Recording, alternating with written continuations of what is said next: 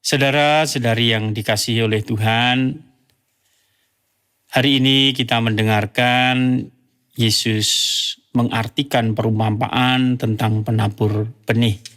Kita bisa mendengarkan dalam Injil Matius bab 13 ayat 18 sampai 23.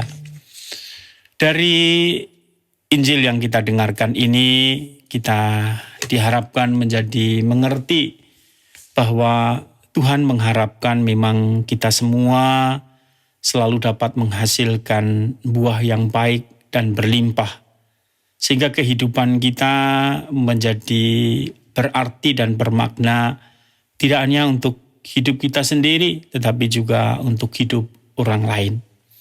Dan perjalanan kita untuk menjadi pribadi yang berbuah adalah perjalanan yang sebenarnya tidak mudah. Ya, kalau kita akan melihat arti dari perumpamaan itu, bahwa Tuhan selalu menaburkan kebaikan, Tuhan selalu menaburkan benih-benih kebaikan, Tuhan selalu menaburkan sabda yang selalu kita bisa dengarkan. Namun ternyata benih-benih sabda itu tidak selalu jatuh pada saat yang tepat, pada tempat yang tepat, ataupun juga kadang-kadang ada banyak hal yang kemudian menjadikan benih itu tidak bertumbuh dengan baik. Entah itu oleh kekuatan-kekuatan juga yang jahat, yang juga mengambil benih itu, ataupun juga kekurangan perhatian kita, kekurangan kita juga untuk selalu mendengarkan dengan penuh perhatian.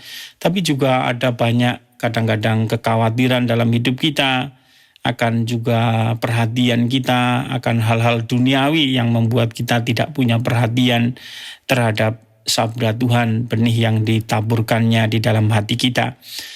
Namun kita tetap selalu bisa belajar, tetap selalu kita bisa juga terus-menerus bertobat, terus-menerus berubah, supaya kita berbuah.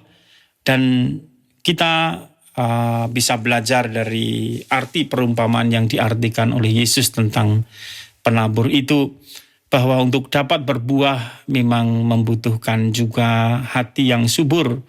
Hati yang subur adalah hati yang selalu siap sedia mendengarkan dan juga melaksanakan kehendak Tuhan, bahkan melaksanakan sabda Tuhan, menghayati sabda Tuhan di dalam hidupnya.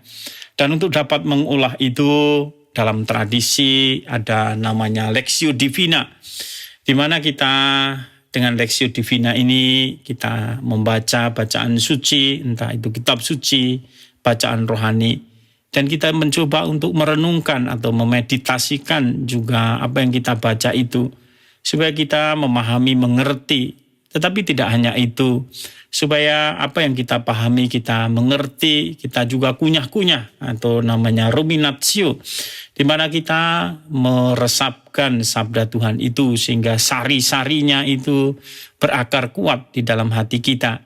Dan kita juga mulai berdoa, ya, karena kekuatan Tuhanlah yang memberikan pertumbuhan di dalam hidup kita sehingga kita bisa berbuah.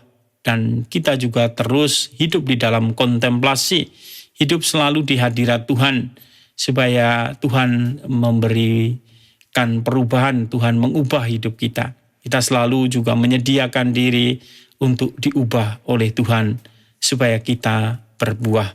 Itulah caranya kita bertumbuh di dalam sabda Tuhan, bertumbuh dengan sabda Tuhan, sehingga kita dalam hidup kita diharapkan kita menjadi semakin berbuah melimpah, berarti bagi sesama kita.